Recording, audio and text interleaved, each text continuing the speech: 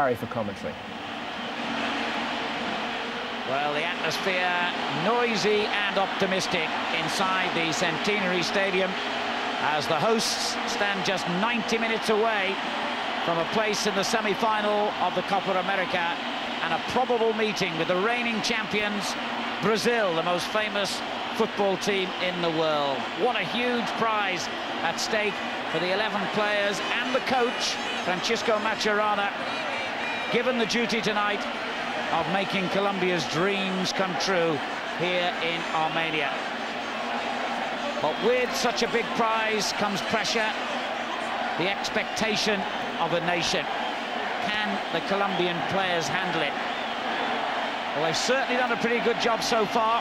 This is Julio Uribe of Peru, who will be trying to make their job even harder tonight. He coaches the opponents. But Colombia with 3 wins out of 3, 5 goals scored and not a single goal conceded, a maximum of 9 points out of 9 in the first phase, have the best record of any of the teams who've qualified for these quarterfinals. Referee tonight, Mexican Gilberto Alcalá. But well as Colombia have done so far, tonight is different. This is knockout football. We've got to have a winner on the night. A penalty shootout to decide if the teams are still level after 90 minutes. And standing in Colombia's way, Peru, a team that qualified for the last day by the skin of their teeth, really, scraping in as the 3rd place team behind Brazil and Mexico in Group B. Peru winning only 1 of their first phase games and conceding 5 goals. It was the poorest record of any of the qualifiers. But if you were watching last night's match between Costa Rica and Uruguay, you'll have seen that it rained very heavily here in Armenia and continued to rain throughout the match. I'm glad to say that the weather is back to the norm for this part of the world. 23 degrees centigrade, hot, sunny, and the pitch has recovered well from the battering it took yesterday.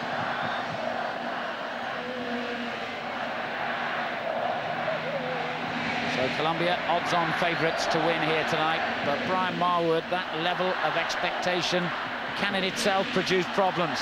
Yes, Alan, it's sometimes very difficult to live with, but they really have played with a lot of confidence, and understandably so. They're on their own patch, and no doubt they would have prepared perhaps that little bit better than what they would have normally done for a lot of tournaments. But when you look at Peru, you've got to think their form in the group games was very patchy indeed.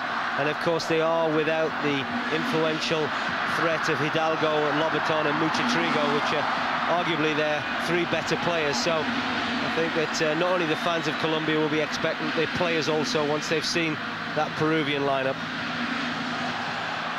The first cross for the Peruvian defence to deal with as the combination down Colombia's right of Gonzalez and Grisales caused problems again. Those two have been very effective combination. And there's another cross for Peru to take care of, which they did, in fairness. Pajuelo getting the ball away. Gonzalez back in possession. And this is Vargas. Just showed too much of the ball to Jorge Soto, one of 2 brothers in the Peruvian team. Jose Soto, the central defender, is the other.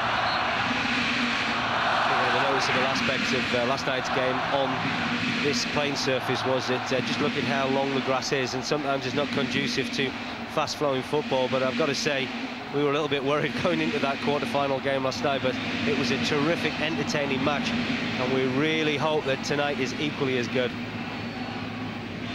Injury here from the previous attack, just delaying the restart. A capacity crowd of 30,000 inside this neat and modern stadium that was only built 13 years ago.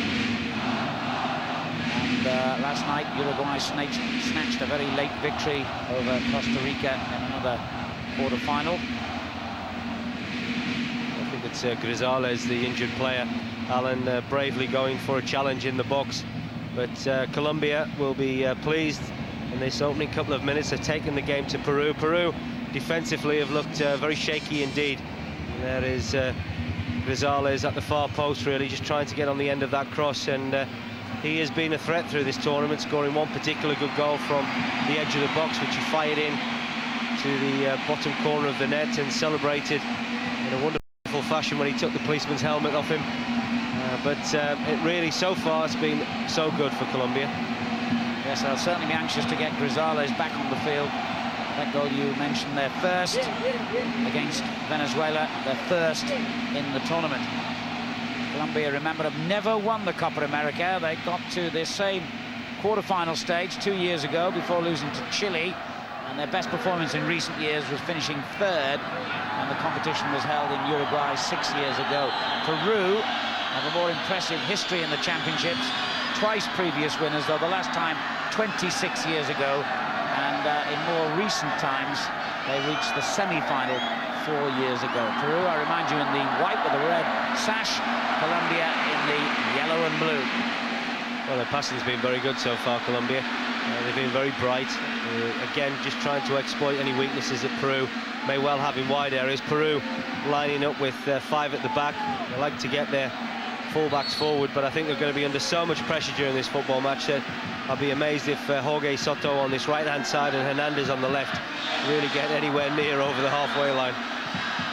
That's quite a defensive formation picked by Peru, with an extra defender protecting the back three, although in fairness they are badly hit by suspensions and injuries indeed. So are Colombia. 3 players banned from previous misdemeanors for Colombia, another 2 out injured.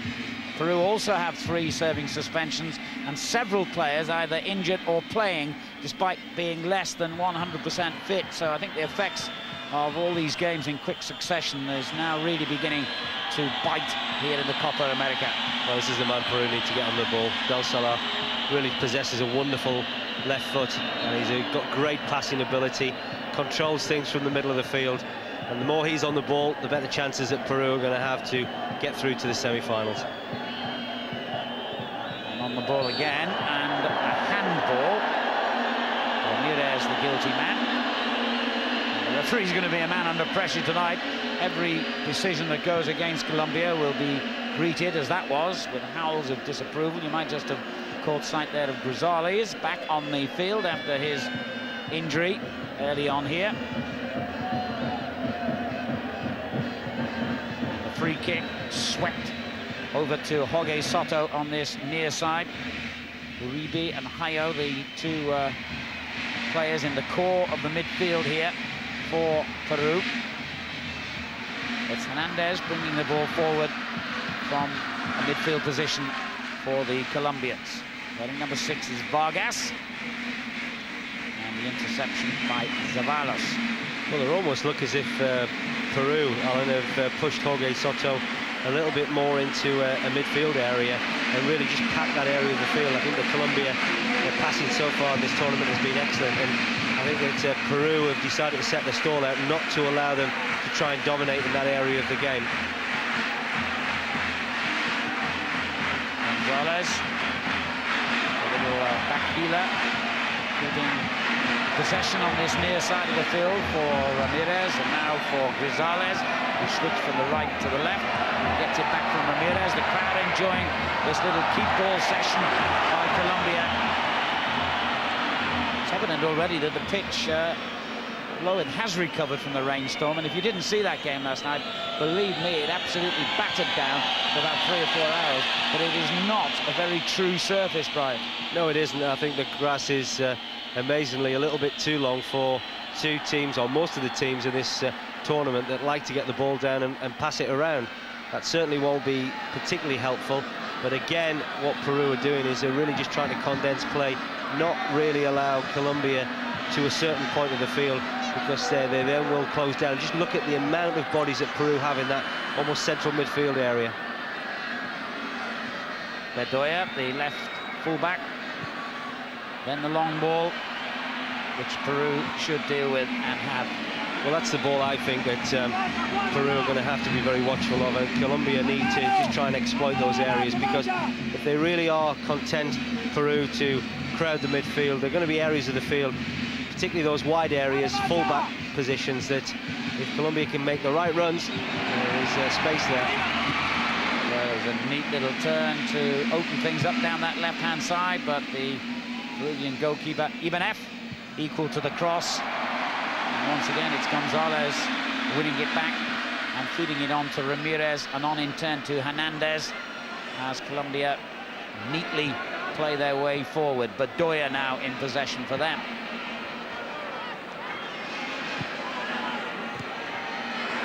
Bedoya almost found a way through.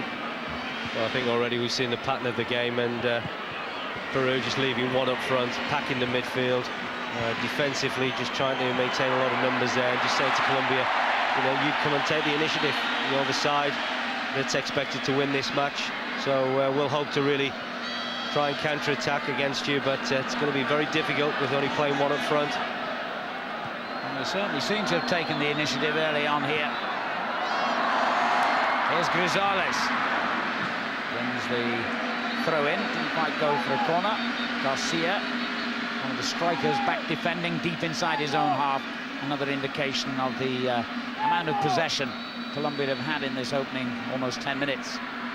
Well, it must have been a difficult decision for Uribe, the Peruvian coach, to think, well, do we go out and play our natural game? And that's to attack, that's to pass the ball around. And perhaps knowing that Colombia will exploit that situation, or do we just pack our defence and midfield, and hopefully we can hold on, and we may get a little bit luck if we can get a counter-attack or possibly a set piece and convert that into a goal. Hernandez. It's a poor ball, trying to feed it short to Gonzalez, who's only managed to give it back to another Hernandez, the Peruvian version.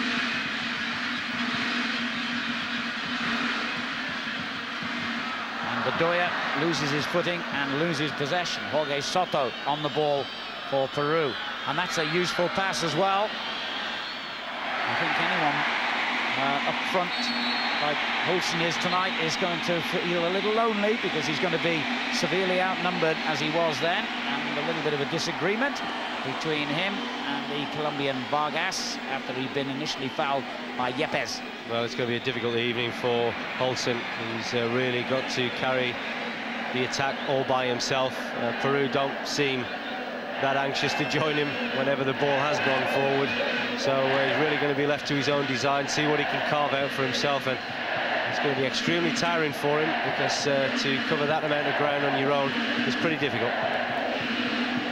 Hernandez with the throw, looking to get it back, but the referee's seen an infringement. Free kick to Colombia, who won Group A, 3 wins out of 3. They beat Venezuela 2-0, Ecuador 1-0, Chile 2-0.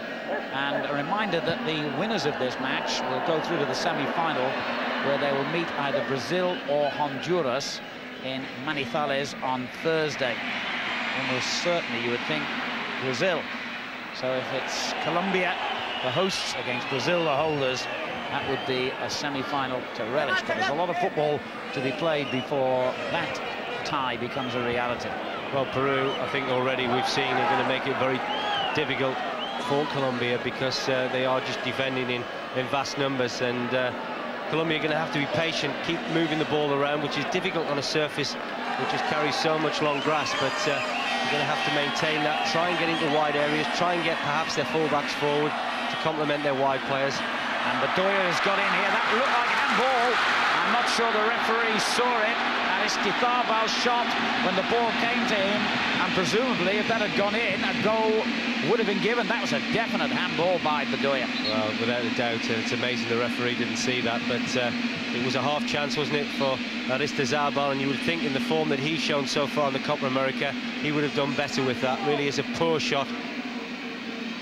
Yes, a reminder that the number 10 has 3 goals, 2 of them penalties, and with Paulo Wanchop, who has 5 goals, and Montesinos of Chile on 3, both now out of the tournament, their countries eliminated, and Tizarbal, I suppose, has a chance of finishing top scorer. A rather ambitious effort by Olsen, gets the derisive boos of the obviously mainly Colombian crowd here. Vargas in midfield, linking with the busy little Ferreira, the number 8, as Gonzalez plays it through. Jorge Soto back defending this time. And Zeballos with the long ball again. Olsen what hope has he got? It's got to be so accurate into his feet, otherwise it just keeps coming back. Well, he hasn't got a prayer. He really has not got a prayer unless the ball is accurate from the back. It needs to be played into certain areas.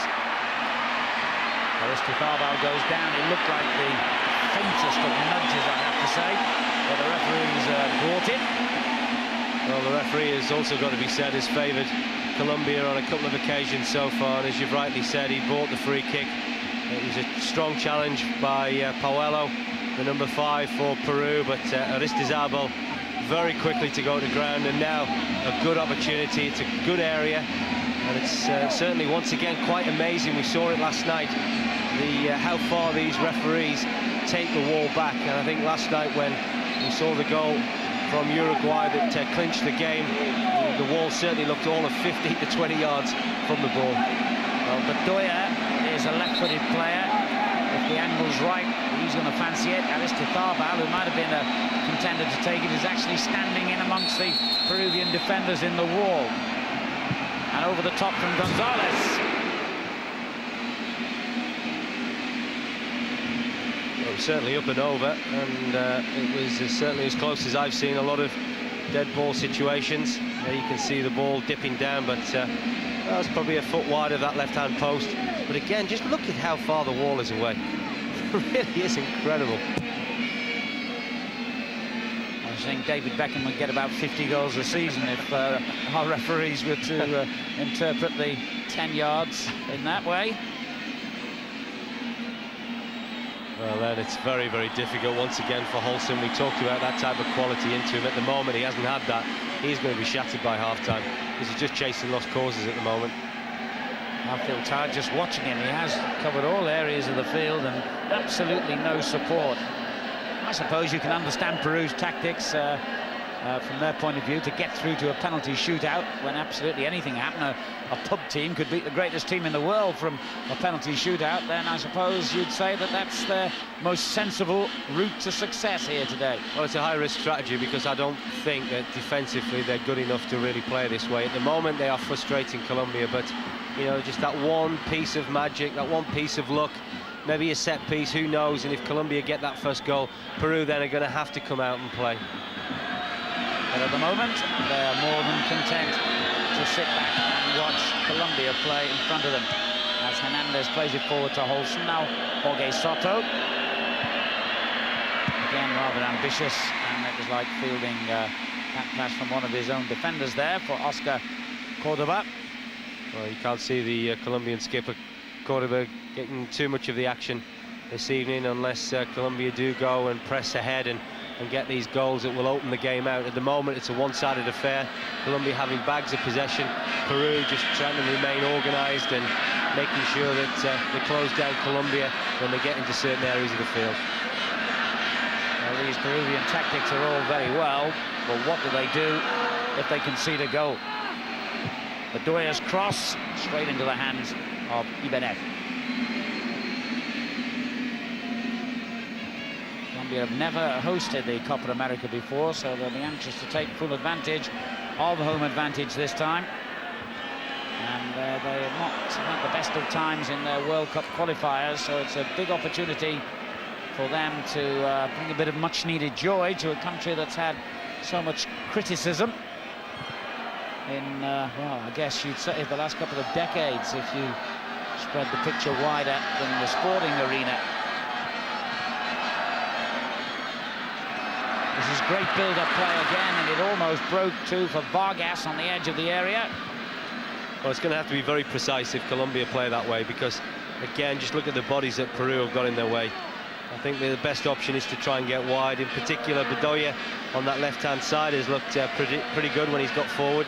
Gonzalez also on the right-hand side. And if they can get their attacks functioning in wide areas, that'll certainly open the game up and spread Peru out a little bit. Wonderful ball there by the right full-back, Gonzalez. And it took two men to stop Grisales latching onto it.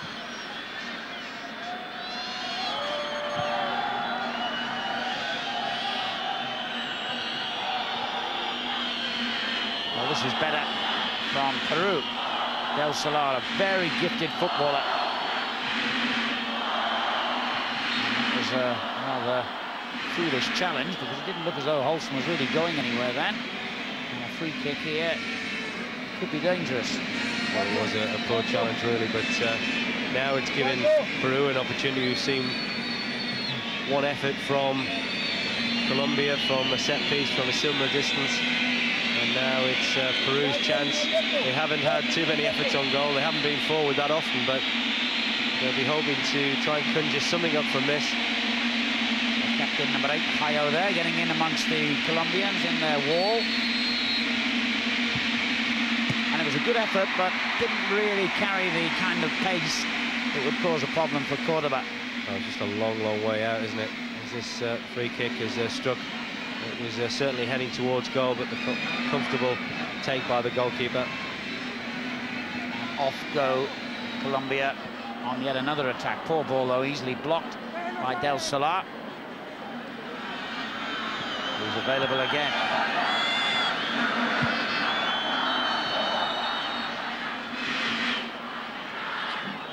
Journalists here in South America covering this tournament, indulging in one of their favourite pastimes. I don't mean visits to the bar, I mean picking the best team of individuals involved in the championship so far, and the number 20, Del Solar of Peru, is one of those. They have unanimously voted as amongst the more gifted midfielders here. I think he's a fine choice. I think we talked about it already, possesses a wonderful left foot, and that ability just to play at that pace that seems to be so relaxed, so composed, and he has got that necessary quality in that area of the field. But so far we've seen Peru, they have been a little bit more attack-minded than what they are tonight, but you know, I guess who can blame them?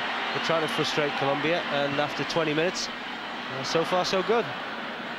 Hernandez then giving the ball away, and they slow it down immediately. They do regain possession, Peru, understandably to give the defenders a breather to regroup again. Here is Del Solar, proving he's got strength as well as good technique then. Ceballos goes for the return ball and gets it, the number 2. And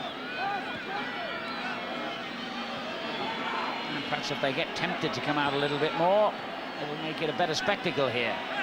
Well, they just, on Del Solar. They just look as if they get a little bit of confidence as well, and I think that they wouldn't have wanted to concede a goal too early in this game. That hasn't happened, so the first phase has been accomplished. Perhaps now they might just open out a little bit. Del Solar is getting on the ball more, which is encouraging not only for Peru but for the game in general. He's been playing in the Belgian league, incidentally, Del Solar, with Mechelen, who actually went down last season. Payo with the free kick. Headed on by another distraught, lonely-looking Holston. Some kick that by the goalkeeper as well. Oh, but very calm defending. Did really well there, Hernandez.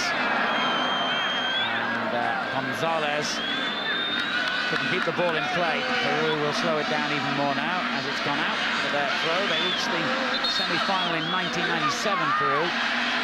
And were roundly thumped 7-0 by Brazil. Lost the third-place playoff, so officially finishing in 4th position when the tournament was held 4 years ago. It's a competition that's held once every 2 years, this. Payo's layoff. Ceballos. And now Peru proving that they too can stroke the ball around.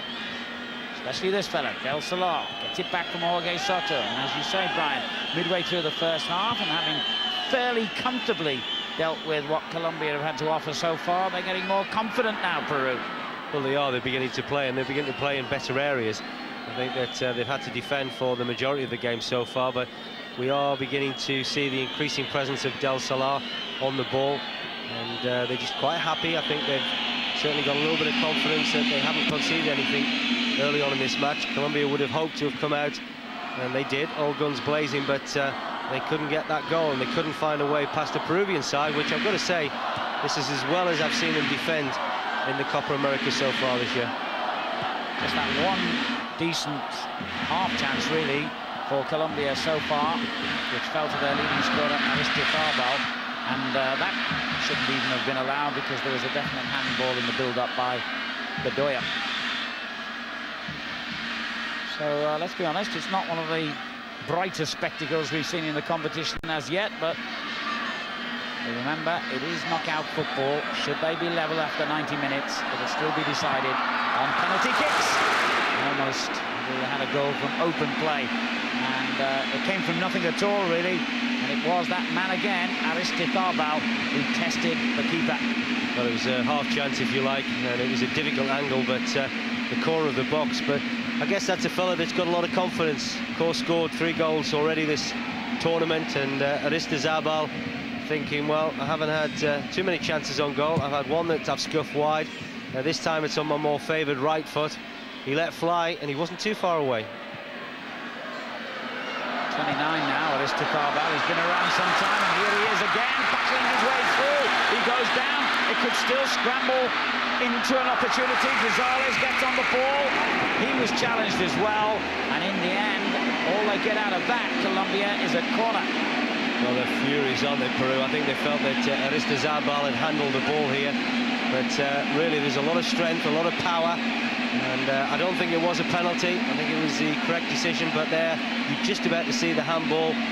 Aristizabal just kept that ball in the danger area. So neither team particularly pleased with the referee there, as Gonzalez whips it back in again.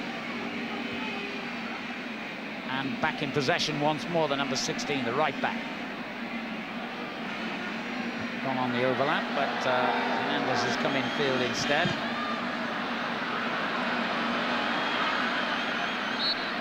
Well, they've lost the impetus and given away a free kick, and the crowd getting increasingly frustrated by the Mexican referee, Gilberto Alcalá. Well, there's certainly an element there of tackle by Ferreira on Jorge Soto round about his ankle, but thankfully for Peru he has recovered. But again, those spoiling tactics from Peru. You know, the fact is that when Colombia are getting chances, Peru seem to be certainly intent on making sure that they're going to make it difficult for them. And there we saw a little bit earlier, Aristizabal, an opportunity in the box, wonderful control, but central defenders covering around, doing their job effectively. A good spirit about them, Peru, this evening. El Salah with a short free kick for them. Now it goes long again towards Holson, who might get there. Well, the goalkeeper hesitated, and that could have been fatal hesitation by Cordoba.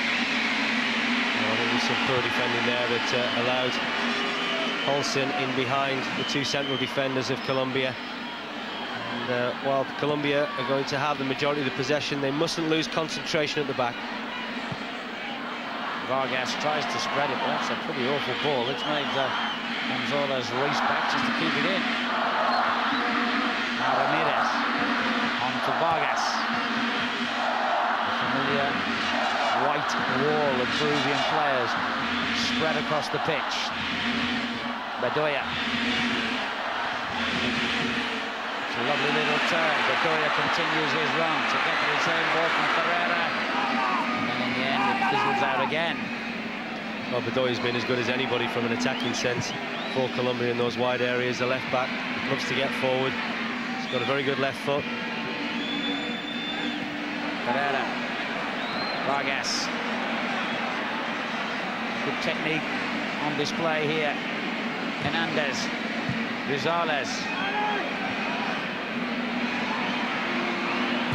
Well, he's always keen for a long-range effort, but it is an indication of how Colombia are becoming frustrated at the deep defence that Peru have set before them. Well, they're going to have to be patient, the home side, and certainly not only the players but the fans also. They can play their part. I think it'll be very easy for the fans to get frustrated. We talked about the expectations coming into this game. It would have been that of a victory, but so far for Peru, they've defended extremely well, and they've made Colombia work very, very hard for any chances and opportunities that have come their way.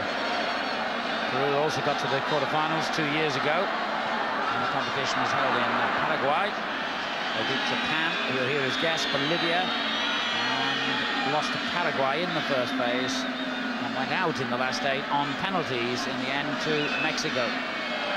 Mexico made it through again.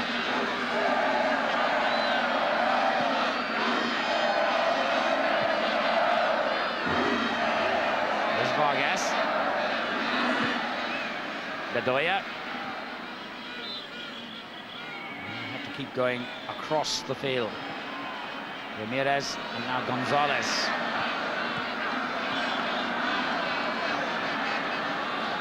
They just bide their time, Peru, and invariably win it back. But here's Bedoya again, continuing to cause them perhaps more problems than anyone in the yellow of Colombia.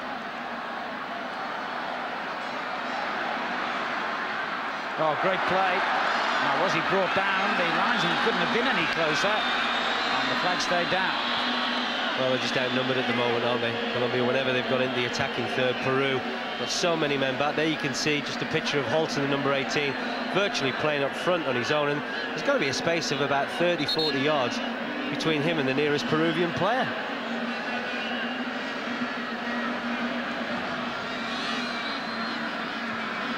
Certainly doesn't possess the fast-flowing football that we witnessed last night, but it's a real intriguing tactical battle.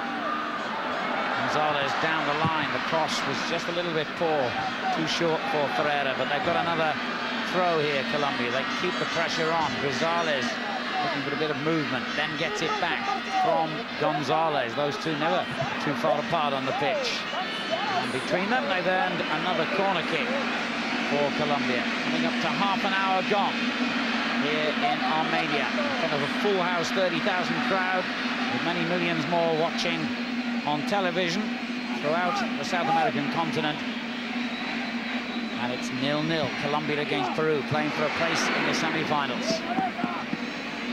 And incidentally, following straight after this game, the last semi-final place will be decided as the holders and 6 times champions Brazil take on Honduras.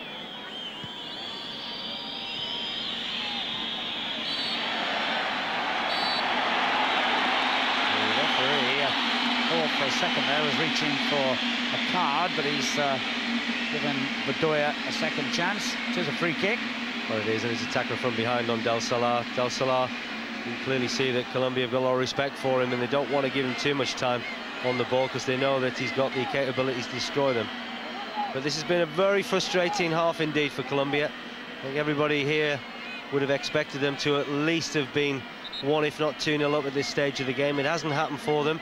Peru have restricted them to 1 or 2 half chances. That's all it's been, and ironically fallen to Aristizabal, who is the top scorer for Colombia so far in this tournament. Not particularly interested in getting the free kick forward quickly either. And that might be a mistake because they've lost possession now. Bedoya, Jorge Soto having a little stab at the ankles there. Much more pace, as you would expect, when Colombia are in possession, with Gonzalez now. It's a good ball from Hernandez to Gonzalez. He finds Ferreira edge of the box. That's a free kick in a very dangerous position now. Ferreira chopped to the ground just outside the penalty area. Well, it was terrific play from Ferreira. Well, what a crazy thing to do. They took the free kick very early, and the goalkeeper's gone on walkabout. He's handled it outside the area. If the referee deems that to be deliberate, he's off. Well, it's amazing, really, because the referee went very, very quickly indeed to his top pocket. And I really did think he was going to get the red card. And that, you can see, that is incensed the Colombian players. And, well, Peru very nearly committed suicide, but that is as blatant as you're going to get. That's got to be a red card. And amazingly, the referee has allowed the Peruvian goalkeeper even have to stay on the field. Well, I don't understand that. To me, that should have been a straightforward expulsion for the goalkeeper. A deliberate handball outside the area, preventing a goal-scoring opportunity. Surely, there was no other option than a red card. How he's got away with yellow, I do not understand. Big mistake by the referee. Big, big mistake. What on earth was he doing out there as well? Gonzalez waits to deliver the free kick. It wasn't bad. Ferreira couldn't get the shot on target. Hernandez might, but he's played it straight back, and the linesman's flag ends another attack. That's offside. I'll tell you what, the rest of this game goes to penalties, and Ibanez makes a vital save. But for me, he's got to go. he has got to go, because that is as blatant as you're going to see. It's right in front of the referee, certainly right in front of his assistant, and still Colombia are having a word with the referee and say, you know, why did you not send him off? I mean, by the letter of the law, he has got to go. Well, we've all seen games where goalkeepers have accidentally perhaps slid outside their penalty box, or maybe handled the ball in a less than deliberate way and still been dismissed. Now Ibanez, for what I consider to be a perfectly obvious deliberate handball, has only been yellow carded.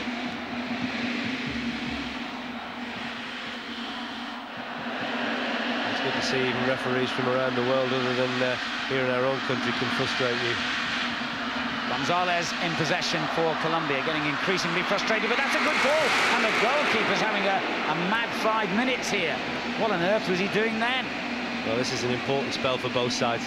You know, Colombia, can they capitalise now on this little spell of pressure? Can Peru just try and get back their concentration, their focus that they showed so much in that opening 20 minutes that frustrated Colombia? But that was an excellent opportunity. Hernandez with the corner. Any number of defenders could have got that one clear. The Doyer again. Hernandez looking for the return ball. That's another free kick. Peru frustrated at the referee, but from where I was watching, it was pretty clear Ferreira was chopped down. Well, it's that man Ferreira again, and you can clearly see that is a poor challenge from the Peruvian skipper, Hijo. And very clever play from Ferreira. That's a couple of occasions there where he's won free kicks on the edge of the box with very clever footwork indeed. No silver lining for Hijo there. Sorry, I couldn't resist that.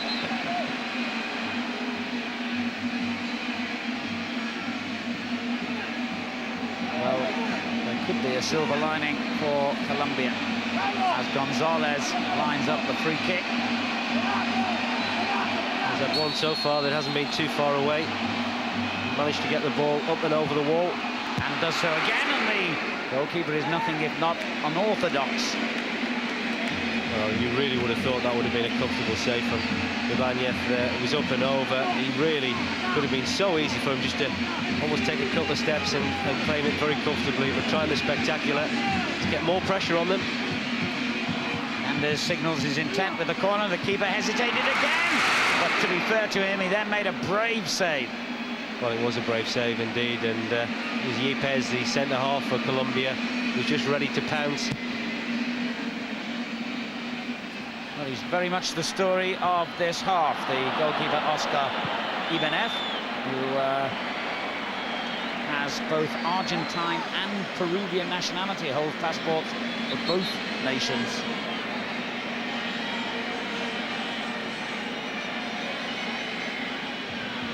Certainly with just under 10 minutes left, Peru won't be in too much of a hurry to force the pace in this game.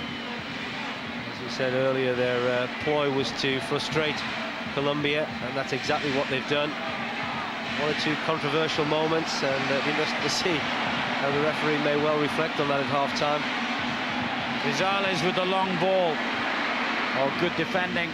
Pajuelo with a firm header away. And it had to be. Two Colombians well placed either side of it. Oh, it was a fantastic towering header.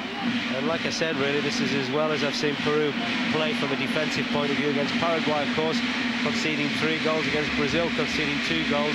Mexico, they kept a clean sheet, but tonight they have certainly shown a greater will and strength and determination to frustrate Colombia. But in fairness, there's only one team trying to win it at the moment, and that's very definitely Colombia. As Gonzalez pounces again with another cross, but Doyer knocking it back into the middle, and Ibanez collects safely. Poor old Holson on his own again. But again, just look at the distance between him and his teammates. It's incredible. I think that even now there's only just one coming to the picture. Well, they've worked on this on the way into the game, of course. They won't have had too much time, and also the preparation has been so difficult for most of the sides because they've either carried suspensions or injuries. Jorge Soto. All down, but a rather foolish challenge from Vargas because he wasn't really going anywhere. Jorge Soto then. Clumsy challenge. I can't believe Vargas has committed something like that, really. I can understand his frustration. They want to get the ball back as quickly as possible and try and mount another attack, but it's just given Peru another opportunity to keep the ball at this end of the field. Well, Córdoba hasn't had too much to do. Is that about to change here? As Garcia lifts the free kick in, it wasn't bad.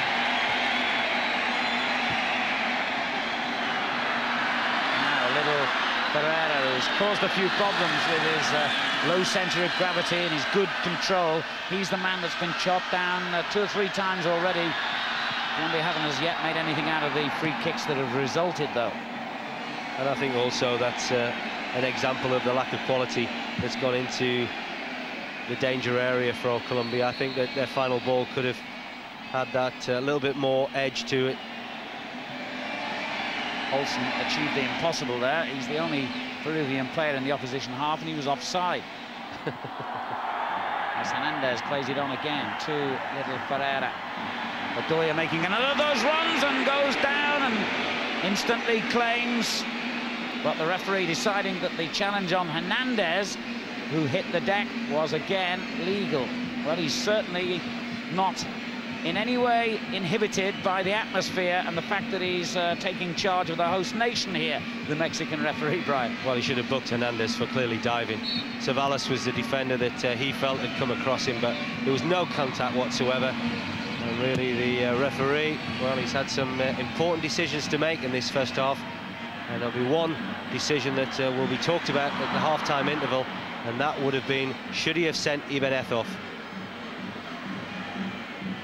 Ceballos back to the central defender Arzuelo, and back further still to Ibanez.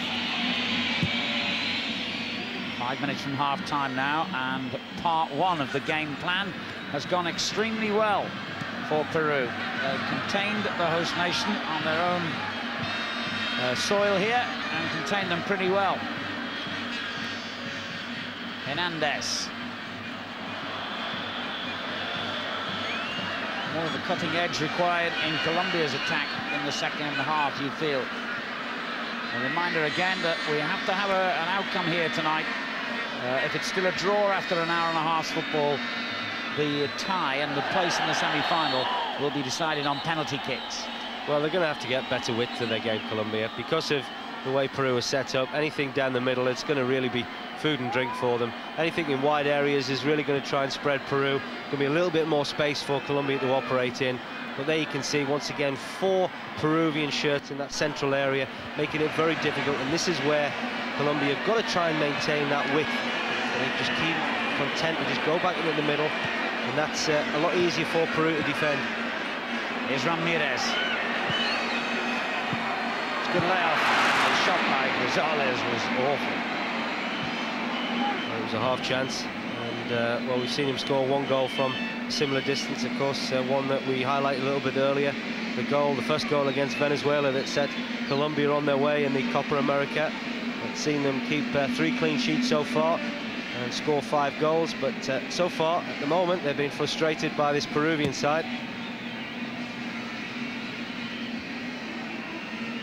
A rare bit of defending for Gonzalez and co to do. Orozco winning the header. And now on to Bedoya.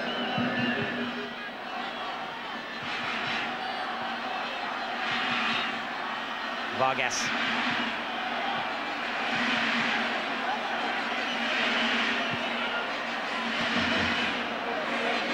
Across the field again. Gonzalez, I thought, was going to line up another long ranger then.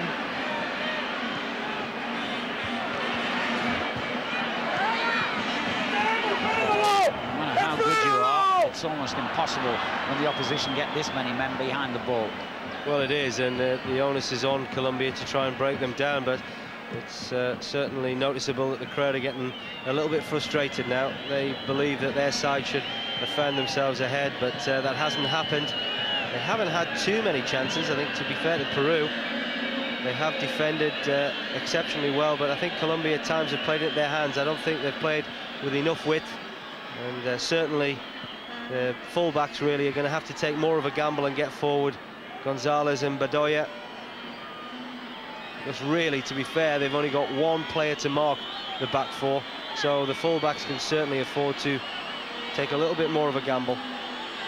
Salah prominent in another reasonable Peruvian build-up, but the final shot was a poor effort, really. And, nonetheless, their coach, I think, will look back on what his team has achieved so far with some satisfaction. He'll be delighted. They're absolutely delighted, because his game plan is exactly doing that. It's going to plan. And he knows that they've got a couple of minutes just to hold out till half-time. Gives them an opportunity to go in at the interval and just remind them of their duties and just tell them that they aren't far away from perhaps, would have to be say, the upset of the tournament so far. That's right. Bedoya making all those runs, going down again. No free kick this time. A good strong challenge then by Vargas has left the Peruvian player on the deck. And now flick forward to Hernandez by Grisales, and the attempted cross by Gonzalez is knocked clear for a corner. Maturana, the home coach, looks on as his team take the corner too hastily in the end. Peru won't be too much of a hurry to administer treatment to a player that is lying down on the deck at the moment, but it looks as if it's Garcia, the player that's been playing in midfield. We thought that he may start up front, but that hasn't been the case. Holsner has really played a long furrow, and it's been difficult, but he's worked tirelessly, as most of his teammates have, to really frustrate Colombia for the best part of this first 45 minutes. Can they get the breakthrough, though, in stoppage time here? Well defended corner from Peru's point of view, and then a foul by Ramirez. 2 minutes to be added.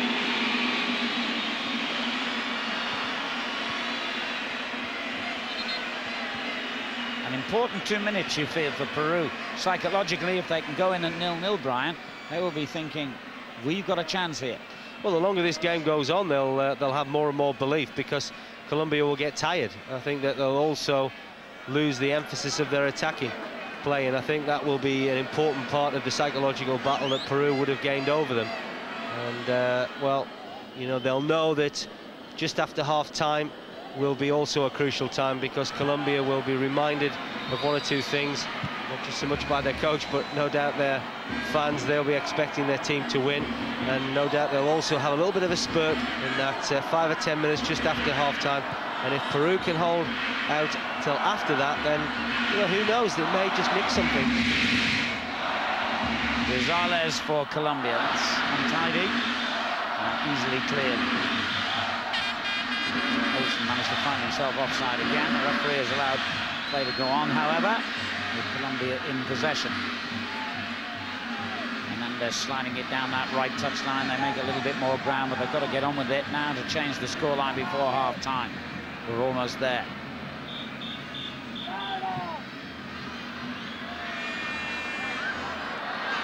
Well, that might be worthy of a yellow card. A pretty deliberate trip.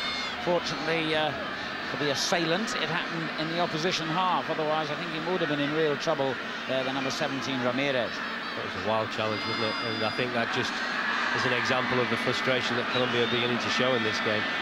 So you'd have to think, from a tactical point of view, Peru find themselves 1-0 up. Jose Soto with the free kick. And that's the end of a very frustrating first half for the host nation, Colombia, who have hardly created an opportunity worthy of the name against the stubborn Peru, who've defended so well. One big talking point: should the goalkeeper of Peru been sent off? The Mexican referee decided no, and we reach half-time at 0-0.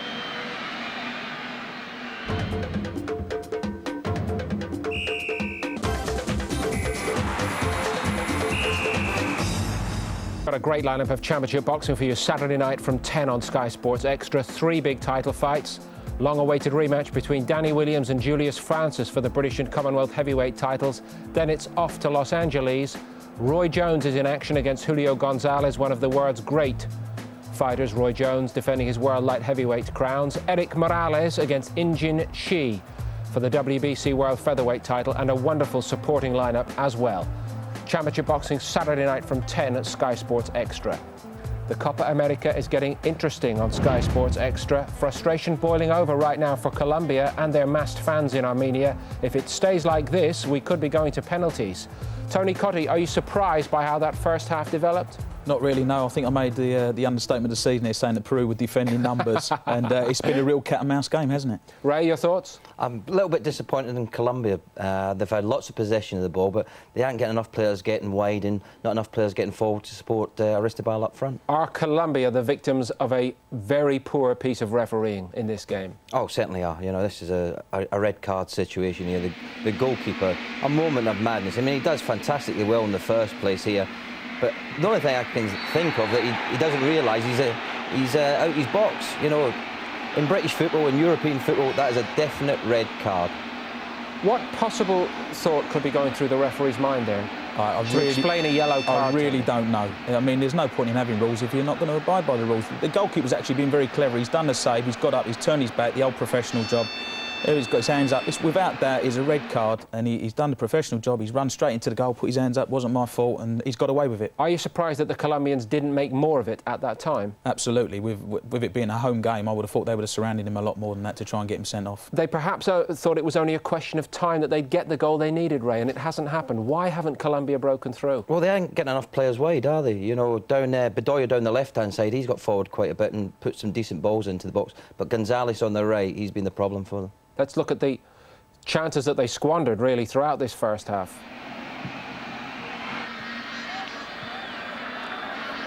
As you watch it, there's nothing crystal clear, is there? There's a terrific shot from Aristobal, but, you know, well wide.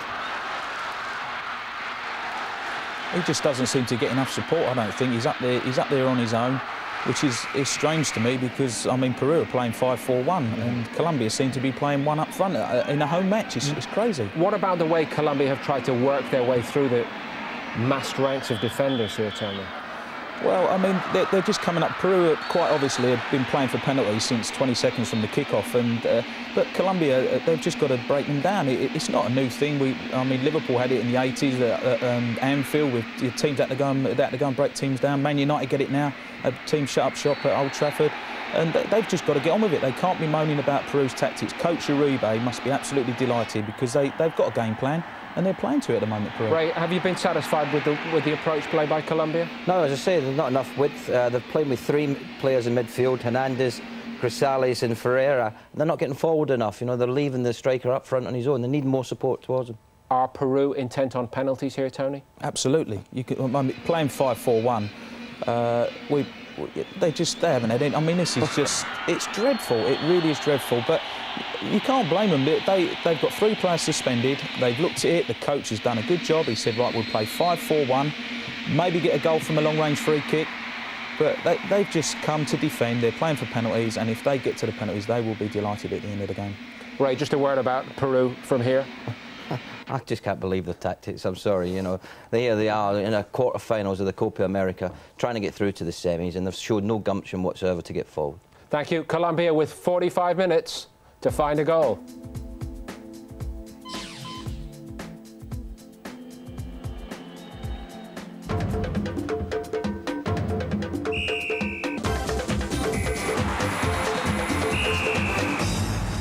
I think we've seen already that we shouldn't jump to too many conclusions tonight. Just to remind you later, Brazil, hotly tipped to reach the semi-finals, but first they've got to deal with Honduras. That's in our second quarter-final on Sky Sports Extra. Kick-off at 1:45, but we have unfinished business before that in Armenia. Half-time, Colombia 0, Peru 0. Tony Cottee, do you expect Colombia to change things around?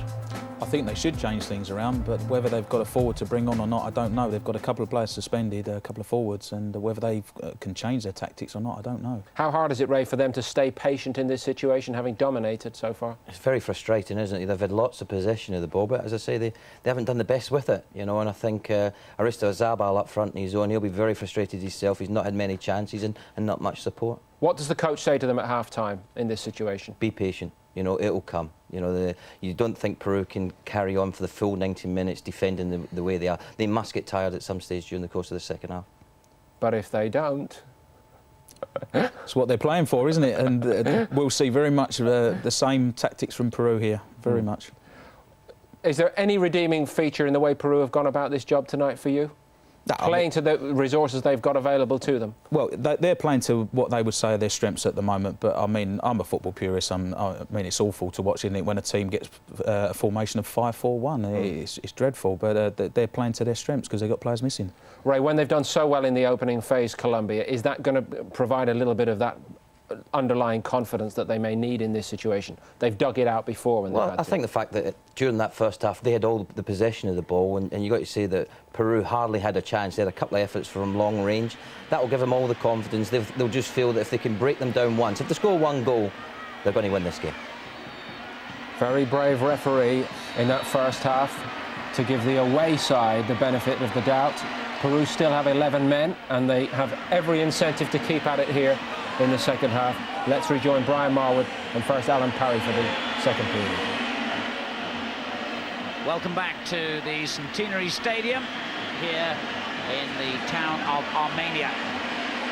Millions watching throughout the nation of Colombia, hoping that their team can improve on their first half performance as the referee prepares to get the second period underway here against the men in the white shirts, Peru. 0-0 at half-time. 45 minutes of football, and then, if there's no definite winner, a penalty shootout. And Peru, twice Copa champions, way back in 1939, and then the last time in 1975, the great Peruvian team of Cubillas, Oblitas, Chumpitas, and so on, who did so well in the World Cups of 1970 and 1978. A long, long time ago, and this Peruvian team nowhere near as well known, but their intent obvious right from the kick-off. Brian Marwood, they got the ball in play and played it straight back to their own penalty box. Well, if they defend as well as they did in the first 45 minutes, then you'd think that this game was heading for penalties, and you would expect then that Peru would have done their job as well as they'd set themselves out to do, and I think that they have defended exceptionally well. Colombia really have got to take the initiative to them. This is an important period, this first 10 minutes of the second half. Can Peru defend as well as they did in that opening period? Can Colombia attack certainly a bit better than they did in the first 45 minutes, where they really were left with one or two half chances, if you like, but they've made that substitution, and the number 4, Cortez, has come on as a left back. Yes, the local TV company not picking up that fact, but we did see him coming out with the rest of the players at half-time. Cortez, a fullback, an attacking fullback coming on. Ferreira, who was probably the best attacking player that Colombia had in the first half, lying injured. He was the man who got chopped down more than once, and unfortunately from Colombia's point of view, they could make nothing of the free kicks. Nudged over there by Zavallos. Well, he's taken a couple of hefty challenges, hasn't he? Ferreira, he's very bright, very busy, but if Cortez has gone to a left-back position, you have to wonder about Bedoya, the number 20. He was one of Colombia's better players, played as left-back in the first half, but liked to get forward. And if he is now off the field, that will be a massive miss for them.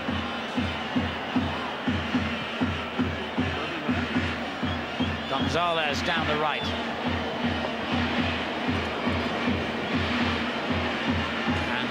Already established, the same pattern that we had throughout most of the first 45 minutes. Hernandez. This is Gonzalez again. Clever little ball chipped into the area. Hernandez tries to take over. Grisales across the face of goal. Peru scramble it away for a corner. Well, that was certainly better from Colombia, and it's no surprises for me that they got into the wide area and they created something. And I think when they do get into wide areas, it certainly spreads that Peruvian rear guard. It gives them more difficulties. It gives Colombia more chance to get players forward. Yeah, there's the central defender forward for this corner. He was one of those who went in with Orozco, the other centre half. But it's come to nothing yet again for Colombia. And the luckiest man on this field waves his defenders upfield. Ibanez, the goalkeeper, who I think virtually everyone who saw the incident would agree should have been red carded for a deliberate handball outside his area.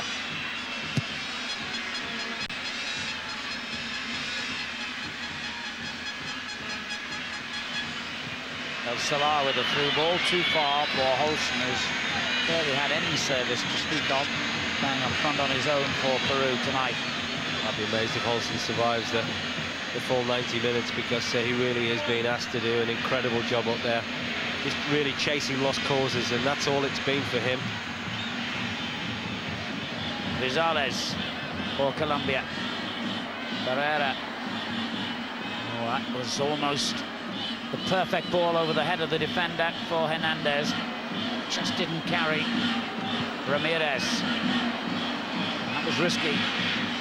And again, Peru, you know, it's quite comfortable for them when Colombia insist on maintaining their attacks through a central area. I think once they've gone wide, they've looked better, and they've certainly looked a little bit more creative. But there you can see, just look at the bodies there from Peru. Hernandez, can he open up this Peruvian defence? The ball was intended for Ferreira on the back post, never reached him, but here he is now. And the newcomer Cortez returns it to Ferreira. Well, poor ball. And once again, Peru, without really breaking sweat, it has to be said, defend efficiently. But once again, they're opened up, and this could be the goal, and it is! At long last, Aristizábal has broken Peru. And the man whose goals have taken Colombia to the brink of the semi-finals has scored again. Well, I said this would be a crucial period in the game. You know, could Peru hang on? We knew Colombia would come out, perhaps all guns firing just after the half-time. No doubt the coach had one or two important words to say about the pace and the tempo of the game. And they've taken their attacks to Peru, and we thought Peru would hang on, but Aristizábal found the correct run to make in behind the centre-halves, and it's a wonderful finish. And it's a finish of a man that has plenty of confidence. He knows exactly where Jimenez, the goalkeeper, is, and he knows that he has to get the ball up in the air. There's a slight touch from the goalkeeper, but unfortunately for Peru, it isn't really enough to take the ball wide of the goal. But certainly it's the goal that Colombia deserve. They've huffed and puffed, and they've found it very difficult indeed to get ahead in this game. Now they have, it will certainly settle the nerves. A goal greeted with a mixture of joy and relief by the host nation. Aristizábal's fourth goal of the tournament. He's now only one behind the leading Copa America scorer, as the referee hurls the ball down in dismay there, having given the free kick to Peru. Paulo Wanchope of Costa Rica has 5 goals, but of course his team are out, so he can't add to that total. Aristizábal can, if Colombia progress. They're going to face a free kick here. Jorge Soto lining up. It was a poor effort. Well, we've got a different game now, because Peru are going to have to come out and try and get back into this game, which should allow Colombia a lot more space to operate in and hopefully give them more chances. But I think that we talked about how fitting it was that Colombia did score. They have been the better side without really being overly creative. As Grisales tries his luck. Well, it was ambitious, and really was the tightest of angles. Just apologising to his teammates, but now no doubt we'll see a rampant Colombia side. We've just seen the goal again. It's a wonderful finish from Aristizábal. I think that he's a player that's certainly in form. He's a player that now with 4 goals, Aristizábal could certainly find himself the leading goal scorer in the Copa America. What a wonderful championships he's enjoyed already. And justice really about the scoreline now. And we said in the first half that Peru's tactics were fine and understandable as long as they kept the clean sheet. Well, what are they going to do now? Well, it's a long time to maintain your concentration if you're going to play that way, Alan. That's the difficulty that any side has got. And I just think that Peru aren't really good enough to play that way. I think from an attacking sense, you know, they're very clever on the ball. I think Del Solar is vital to the way they play. Unfortunately, they are missing key players. We talked about Lobaton being a huge miss for them. But now they're going to have to take the game to Colombia. Garcia had his effort blocked and is claiming the corner. It looked to me as though he might have had a claim as well, but the referee points for the goal kick. I just wonder whether Uribe now just changed his line-up. He's, for the best part of the game, played with Holson up front on his own. I just wonder whether Garcia may now join him. Rosales for Colombia. The onus now on the men in white from Peru. The scoreline will do very nicely from Colombia's point of view. It will take them through to a semi-final meeting against either Brazil or Honduras, if it stays that way. That semi-final, incidentally, will be played in Manizales on Thursday evening.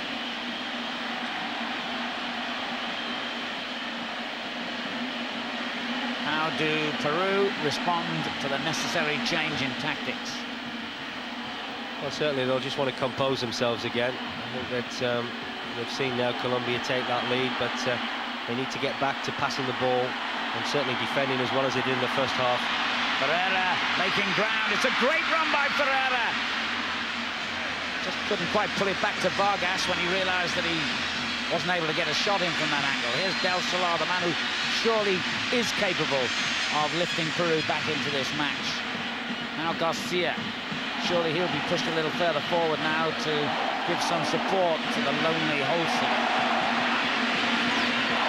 Got to be careful about tackles like that, Colombia. They don't want to give away free kicks in this area. And for the first time in the game, really, Cordoba was at full stretch. That was an excellent save, because I think you must have seen it quite late, but that's better play from Peru. That's the type of capabilities that we know they possess. Good, quick, effective passing. Rosales. This is Gonzalez.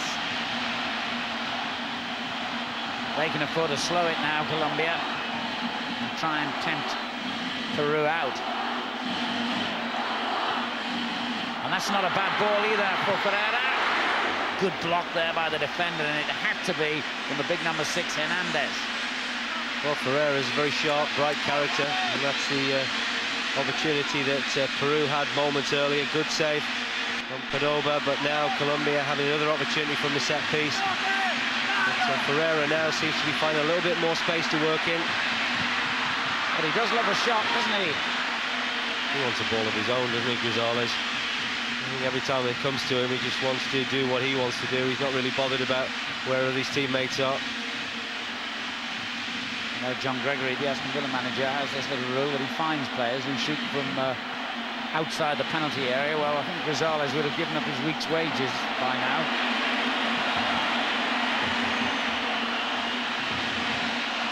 Garcia.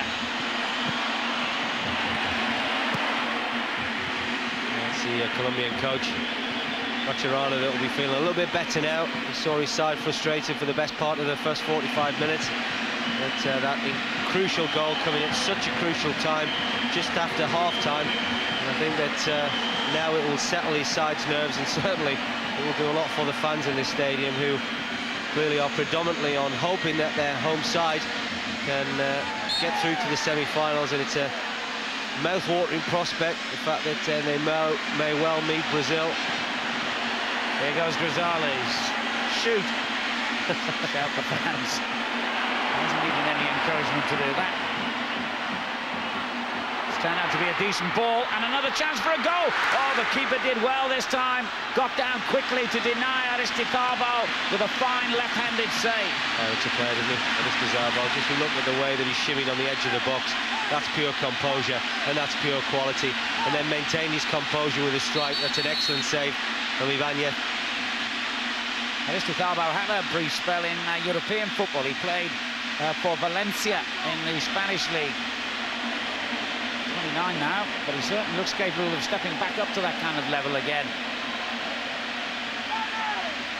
His goal separates the sides. Hernandez with the corner kick. Wasn't the best. Pereira trying to win it back, but fails to do so, and then commits the foul. Well, I think there's a word of caution also for Colombia. They can't afford now just to let the pace drop. Taking the game to Peru. Peru have cracked, and they certainly showed no signs of that in the first half. But now, having got that goal, Colombia need to make sure that they are focused and determined at the back, but maintain that pace in midfield and up front. And remember, Colombia have yet to concede a goal in this tournament. And their coach, Maturana, has done a fine job. He's only been in charge for a couple of months.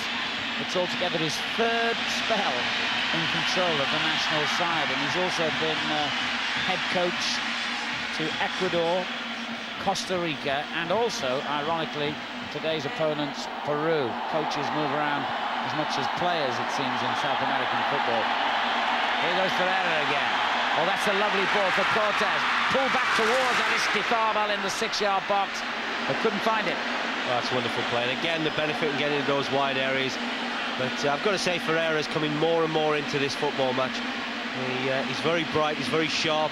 It's a wonderful ball to the substitute, Cortez, and Cortez's ball into the danger area, just evading Aristizábal, because he certainly looked odds on to get his goal and Colombia's second goal.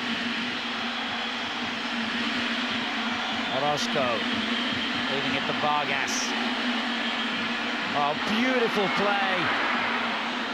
The deftest of touches there to play it back to Vargas.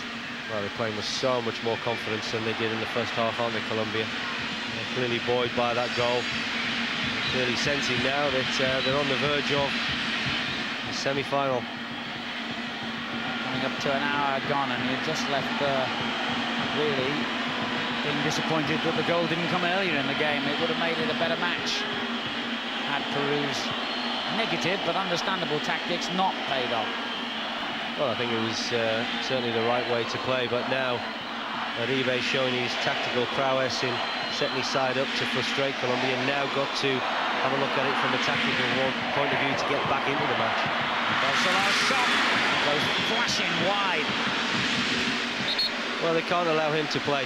He has got a lot of quality, and on his right foot, he certainly likes to get it more on his much favoured left foot, but isn't far away.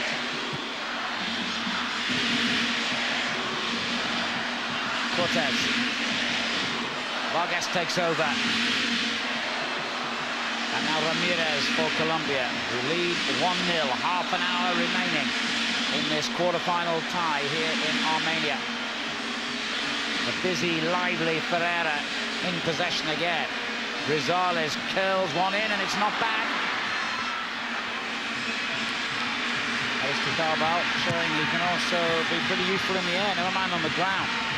Well, what Colombia have done also is Ferreira's now playing almost in that role behind Aristizábal and just in front of the midfield. And Peru are not quite sure how to deal with him.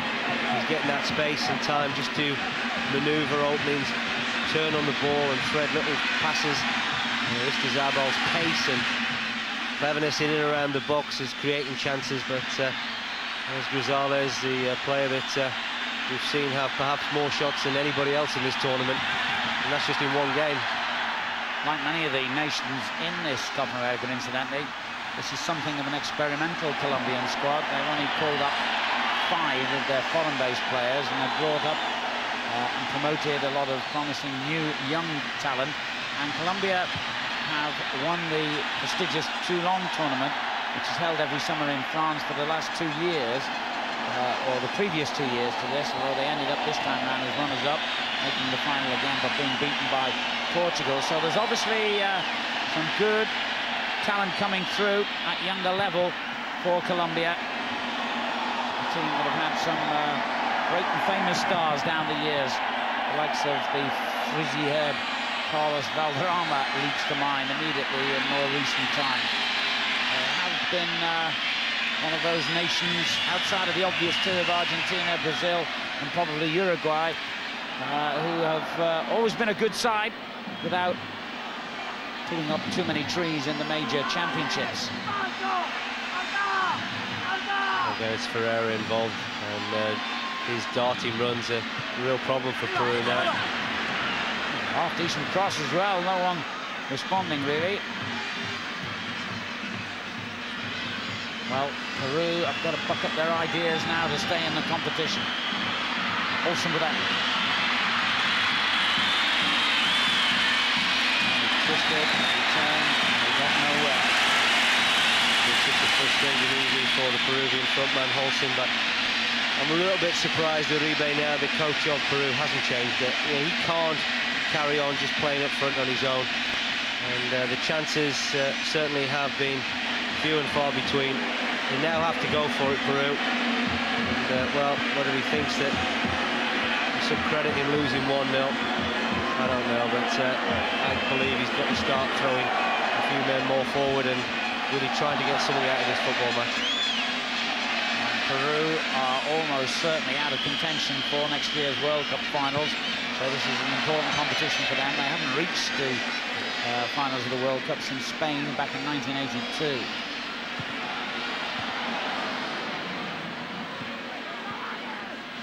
Here's Garcia for Peru, the team all in white, trailing 1-0 to the host nation.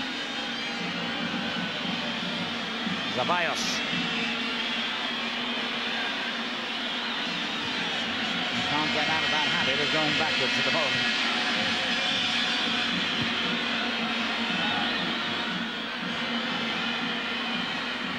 Well, that's wonderful play again. And then a sloppy ball to spoil things from Colombia's perspective.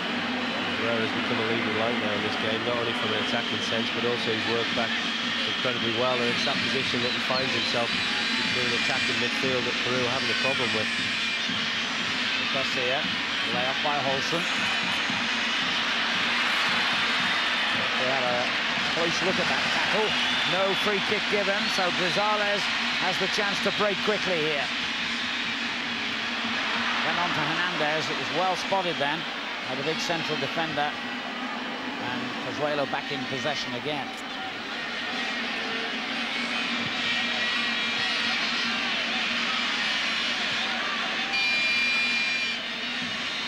Well, at no stage did Peru look out of it in this game, and Colombia's slender lead might not be enough to see them through yet. They would certainly worship the opportunity to get a second goal, and then I would think they would be almost home and dry back. Well, I think this has been their least convincing performance so far, the Copa America, where the nerves are getting to them a little bit now. The further they go, the more expectations they are of them winning it, and I think now at quarter-final stage with the prospect of a semi-final against Brazil, it may just be affecting the players. We're about to make a change now as Hernandez and Vargas take Colombia forward. Aristizabal wanted it on the near post, and it almost reached it, but it's gone in anyway. That is the second goal that Colombia have been looking for, and that surely now will be their passport to the semi-finals. And well-deserved, you have to say. Well, it was a super build-up, it really was, and you wonder whether it's just going to be a matter of time before Colombia got that second goal, and you really can't see Peru coming back from that. At 1-0, there's always a chance, and it's that substitute Cortez again on that left-hand side. We talked about the benefit of width. Peru couldn't clear their lines, and the ball fell in vitally for the midfield player Hernandez, and he really did finish it superbly well. He didn't have to take a touch. He had enough confidence in his own ability to just strike that home with his left foot. And when the chance looked as if it had escaped Colombia, Hernandez made Peru pay. 2-0. They remain unbeaten as far as their own goal is concerned in these championships, and they remain on course for maximum points, once again having won all 3 games in the first phase. But most importantly, Colombia remain on course for the semi-finals of the Copa America. Well, it's party time now, you'd think, in Colombia. The fans now will be a lot more relieved, and, well, what will Peru do? They now have a huge mountain to climb. Confidence now will be draining away from them. They've had a good stab at it. I think that they've come into this game with a game plan, and for the best part of certainly the first half they completed the job, but it was that important period just after that half-time interval where you really need to concentrate, you really need to focus. Colombia got that goal, and now adding a second, well, it could well go on to be 3-4. And here's Cortez, who's had a part to play in the build-up to both of the goals. And they're threatening to run riot at this point, Colombia. He's given a free kick against them. Well, it's that man Ferreira, but I really think he is lit up the game as far as Colombia is concerned. I think there's one or two very good turns indeed that we saw from him on the edge of the box, but other than that, he was fairly ineffective. But now in this second half, he seems to be popping everywhere. The coach has just altered his role slightly, and he seems to have benefited, and the team have certainly benefited from that. Well, those goals have acted like taking the lid off a pressure cooker, because you could sense the anxiety from Colombia's point of view. Always the dominant team in terms of possession, but equally always frustrated in the first half by Peru. Now they've got those goals. Just look at the confidence flowing and the excellence of their football now. Rosales with a great cross. It could be three. It is. What an absolute peach of a goal. And Colombia are on their way. And Aristizabal has scored again and is now equal top scorer in the whole tournament. Well, that's as good a move as you're going to see. Never mind the Copa America, never mind the World Cup, never mind the European Championships. That's magnificent play. And once again, the benefit of wit. And, well, Aristizabal is certainly getting all the attention at the moment. His second goal was a marvellous cross from Rosales on that right-hand side. It was a wonderful ball initially from Gonzalez, the number 16, with the outside of his right foot. But what a well-placed, powerful header that is. And that is a player in form. And as well as Ibanez gets perhaps just a little bit of a touch to that, the power, the pace, the accuracy of the header made sure that Colombia now find themselves 3-0 ahead. There's no way back for Peru. They are dead and buried. What a wonderful move. There have been some spectacular goals in this tournament. I remember certainly one from Danielson that springs to mind. But in terms of the passes involved and the accuracy of the cross and the devastating power and placement of the header, that's got to be right up there with one of the goals of the Copa so far, Brian. Well, we talk about cutting edge, and that certainly had cutting edge, because it must have travelled, what, 60, 70 yards. Colombia's almost midfield stroke defensive third got the ball forward early, devastating pace on that right-hand side, and, well, unbelievable quality from the cross, and an immaculate finish. Well, the more so than Del Solar's then for Peru. But they're beaten, they're demoralised, they know it. There is no way back. 20 minutes remaining, you'd normally say, well, hang on, you know, let's not be too hasty here. But there is no way on earth that Colombia are going to be overpowered now. Well, you could be critical of the marking of Peru, but I think that the devastation of the pace of that attack really told on Peru, and at the moment, I think they'll just be delighted to see out the game at 3-0, because more and more now Colombia are creating chances, and more Peru now are going to pieces. Well, they are capable of scoring goals, Peru, we know that. They got 3 against Paraguay in the opening phase, but the difference was that on that occasion they led 3 times in the game, with Paraguay finally coming back with a stoppage time equaliser. So there was never much of a margin between the two teams. Now they are 3 behind to the host nation in front of an ecstatic crowd here in Armenia. And really, it's exhibition football now from Colombia. And the prospect of meeting with Brazil in the semi-finals, what a match that promises to be. Let me remind you, Brazil have got to earn their place there yet, because, of course, they still have to play Honduras straight after this game. A game you can see later this evening. Well, in many respects, we talked about the pressure that was on Colombia this evening, because they were fully expected to dispose of Peru. Peru have had a very patchy Copa America so far, and just got through as a wild card in 3rd place, but Colombia really did stutter in that opening 45 minutes, but it'll be different against Brazil, because in some respects Brazil will be the favourites to go through, and that might just ease that pressure on Colombia, and I think that they will perhaps benefit from that. But of course Brazil have to get through their tie later this evening. Colombia can enjoy the moment, and it's richly deserved. They've tactically worked out the problems that they were facing in the first 45 minutes, and having worked that out, they've now got 3 goals, and they're now in total control. Ferreira is knocked to the ground. The referee, amazingly, hasn't given a free kick. Gonzalez, meantime, has conceded a corner. Well, they need more than urgency about their play now. Peru, they need a miracle. What they've decided to do is make a substitution. In fact, both teams are about to make a change here. Edson Uribe, number 10 for Peru, who is the son of the coach, is going to come on for Jorge Soto. We'll wait and see what change Colombia are going to make. Uribe, a little midfield player.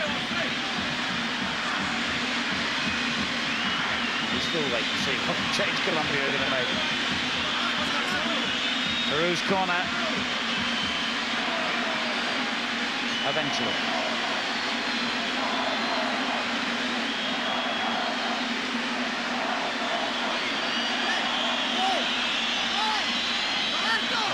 Confusion down on the touchline. Hernandez, the player who's coming off, having scored the critical second goal. He's going to go off to a standing ovation. He looks absolutely drained emotionally, the youngster. The referees are having to tell him it's him going off. What a reception. He's got a handshake for everybody on the field as well. He's milking the moment, and why not? He really has played his part. He will be replaced by Mauricio Molina. As Colombia deal with the corner, Uribe, the latest substitute for Peru, has his shot blocked. Well, I guess you've got to say it's an attacking move by Peru. Jorge Soto is a more defensive player, and Uribe more an attacking threat, but you just wonder where their goals are going to come from now. Peru, because they look aside now, severely lacking confidence. Their game plan has certainly gone down the pan, and you just wonder where they're going to find any inspiration whatsoever to possibly get back into this match. Indeed, you also wonder, in this mood, who is capable of beating Colombia.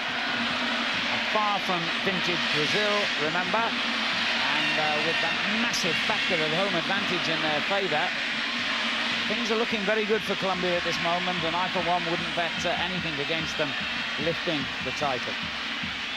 We keep saying Brazil, and we have to keep reminding you that they're not in the semi-final yet. They've got Honduras. On paper, of course, they would be heavily expected to win that one, but you never know. I think that's to see if Honduras employ the sort of tactics that Peru came into this game with, and there you can see Peru. What a challenge that. That's great, it really was, and we've seen that one or two times in this Copa America from Hi-Ho, the number 8. The referee now just having to calm things down, and this is Zabal getting involved with his teammates, pulling them away. There's really no need for them to get involved now. They can't afford further suspensions.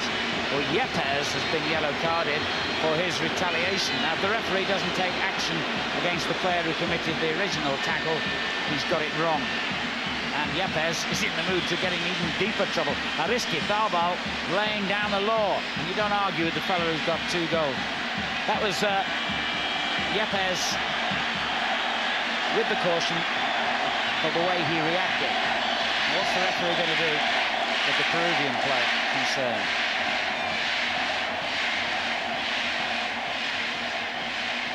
Well, Aristizábal showing all his experience and absolutely fuming with Yepes, and there's no need, said earlier, for any of the Colombian players to now get involved. They're 3-0 ahead. I still can't believe that somebody who hacks an opponent down gets away with it. As Gonzalez tries to get away down this right-hand side again. Well, it's getting a little bit unpleasant now. 1 or 2 of the tackles. There's Gonzalez. I've got to say, when Gonzalez is not shooting, he can be a threat. He sort of possesses fantastic pace, and when they have got him away on this right-hand side, he certainly has delivered the goods, and he did with the cross that resulted in that 3rd goal, and it was as good a move as we've seen right through the Copa America.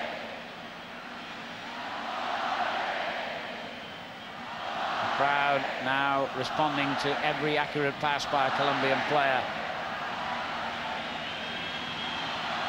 So they won't bother with that one. I still think it's a pity from the competition's point of view, if you're a neutral, that it's worked out the way it has. I think I, for one, would love to have seen a Colombia-Brazil final, and I'm sure that goes for most neutrals, Brian. Yeah, I think that perhaps would have been a fitting end. It's been a troubled tournament in respect of what everybody had to deal with the formalities coming into this event, but since it's been on the way, we've seen a lot of good flowing football. We've seen some excellent goals, and receiving hasn't been any different. Of course, it's been an interesting tactical battle. Colombia have won that tactical battle, but now Peru making a substitute, and it's most influential player, Del Solar, who is coming off. And Tempone, the midfield player that will take his place, and Del Solar has been one of the better players that we have seen in the Copa America this year. He's not going to play any further part in the tournament unless there is a quite miraculous turnaround in the last 10 minutes here. And you can't see it, you really can't. So could Colombia be on the verge of a little bit of history? Remember, they've never staged the tournament before, they've never won the tournament before, and now they are surely just 10 minutes or so away from a place in the semi-final.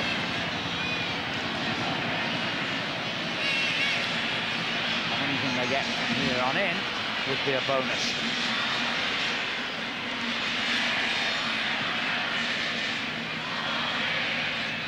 Peru going through the motions, but frankly, playing like a team and know they're beaten. No conviction about their play.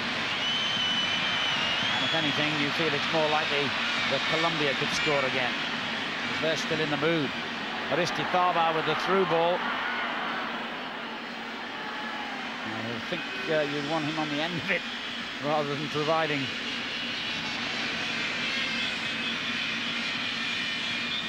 I suppose Paulo Wanchop, having scored again for Costa Rica last night in their defeat against Uruguay, would have been consoling himself as he travelled back to Manchester, perhaps even this morning, that at least he might finish up leading scorer in the competition. Well, that he might, of course, but it could only be joint leading scorer now with Aristizabal, who also has 5 goals. Aristizabal is going to have at least one more game to improve his total. He's looked pretty impressive, hasn't he? And actually point to a couple of opportunities he had in the first half. So when you look at the ratio that he has had, he's had 1 or 2 chances that he may well be disappointed he didn't make more of, but the 2 goals that he has scored, he's shown a real predatory instinct in and around the danger area, and that's all you can ask for your centre forward. And right through this tournament, he's been a real threat.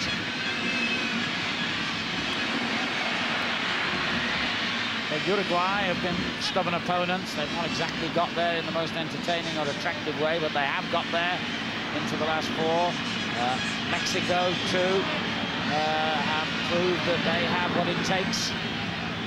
But personally, Brian, with the exception of Brazil when they are on song, I don't think I've seen anyone that impresses more than the Colombians. No, and I think, as you rightly said, it's a great shame that that wasn't going to be the potential final, because Uruguay, yeah, I mean, they were a little bit fortunate to go through because we did feel that Costa Rica were the better side, but Uruguay defensively are very strong, very difficult to break down, and they've got that real dogged determination, and they showed that in abundance last night. They got them the victory that took them into the semi-final. Mexico have been very poor over the last sort of 12 months, really, and looked awful against England.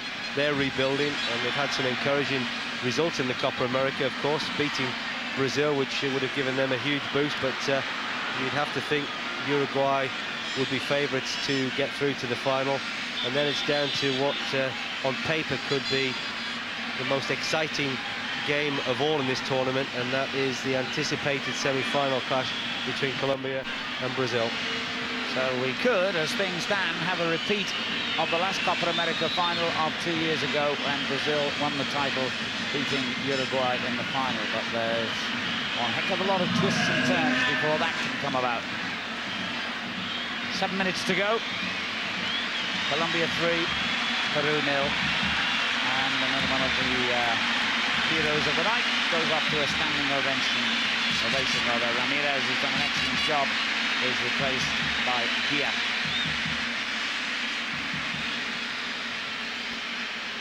The coach, quite rightly now, just preserving, if you like, the energy of one or two of the players, because that game will come around very quickly on Thursday evening. But this fella's energy has been outstanding, and this could have been the moment when Aristizabal completed the hat-trick and went clear as leading scorer. Well, he's been so deadly, so prolific in those areas. You really would have expected him to notch his hat-trick, but once again Ferreira finding that space to really twist and turn and run at this rear guard of Peru, and that's really, I think, been one of the most important factors of Colombia being as dominant as they had in this second period. Just thinking one man who will be very relieved, perhaps, though he'll never admit it, that the scoreline has turned out this way, is the Mexican referee, who surely should have sent off Peru's goalkeeper in the first half when it was still 0-0. People will probably forget about that now.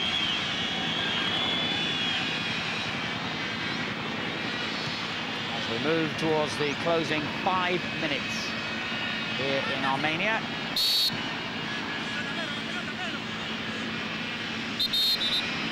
And here's the chance for Aristizabal to notch his third.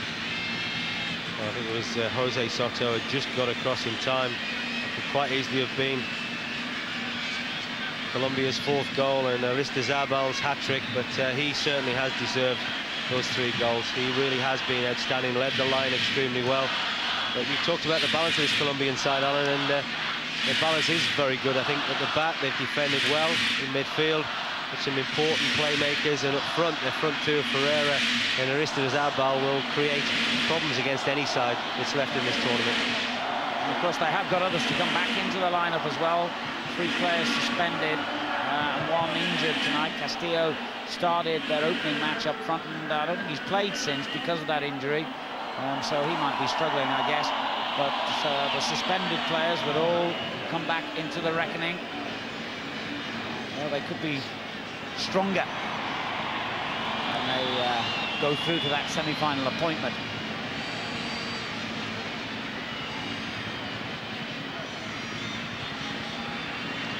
The semi-final will be in Manizales, which is, of course, where Brazil and Honduras meet later tonight. I'm sure the coach, Mascherano, will be watching that one very closely. Don't forget, it follows straight after that game the match between the 6 times Copa champions Brazil and the outsiders, I guess you'd call them now, Honduras.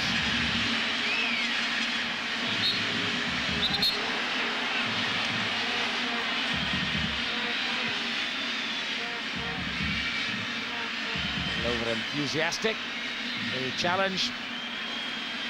And Uribe, shaped to shoot, changed his mind, lost possession.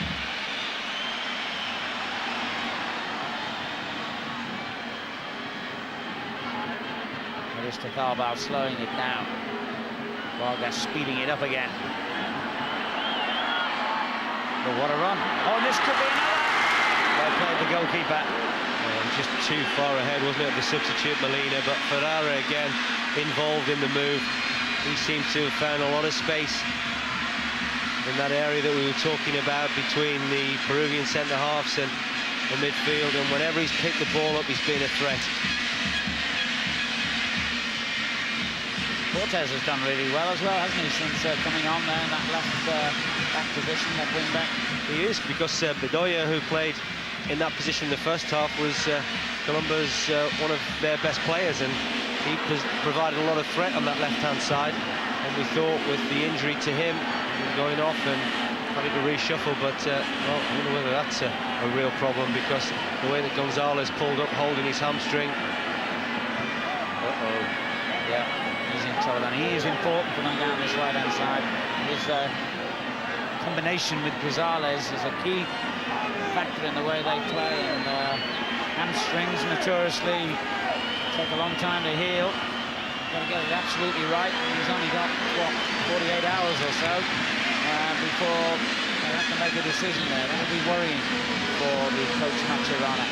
No time is there really to prepare properly, and the sides that do get to the semis and finals really almost stumble through the last week or so, because they won't really be able to do an awful lot of training and work out their tactics before key games, and that must be frustrating for the coaches in particular when they want to prepare their sides effectively for arguably what are the more bigger games, which are quarter-finals, semis and possibly finals, and you are without key players. And Gonzalez is certainly a key player, and the way that he pulled up, just feeling his hamstring, whether that's just tiredness, I don't know, but certainly the coach won't want to make any risks with him. Yeah, best thing surely take him off, get the ice on the injury now. No point in any risks at this stage. As we move, in fact, into the last minute. Bizarre defending there, and the shot through the crowd. Was that a handball? Peru think there was. The referee doesn't agree. Well, the referee was actually in a very good position. There may well have been strong claims, but that ball was really pinged around the goal mouth, and you can see there Gonzalez is troubled right hamstring.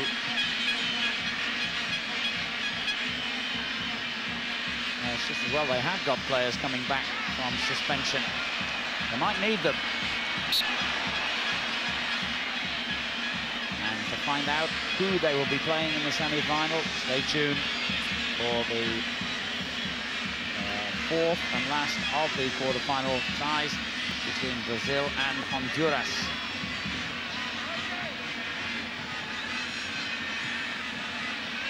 Well, I suppose you would say that a player who scored 2 goals and very nearly 3, Aristizábal, would take the headlines, but I have to say that I think Ferreira, the little number 8 on the ball now, has been Colombia's best player. Well, again, he's just finding that area of the field where he's had a lot of joy in this second half, and I think that a lot of that has got to go down to the coach Mascherano. He really felt that Peru, no doubt, were frustrating his side for long periods in that first 45 minutes. And in the second half, he had to change things. And they've got Ferreira into the game more and more. And because of that, from an attacking sense, Colombia have been a problem to Peru. Ferreira on the ball again. Using the substitute in the wide position. Oh, that could be a penalty. Well, he stumbled. Yeah, he stumbled. I think that's a good decision from the referee. But certainly since his introduction, Molina is a very forceful runner. Referee didn't even consider it, seemingly. 2 minutes of stoppage time, and almost the first minute of that has elapsed.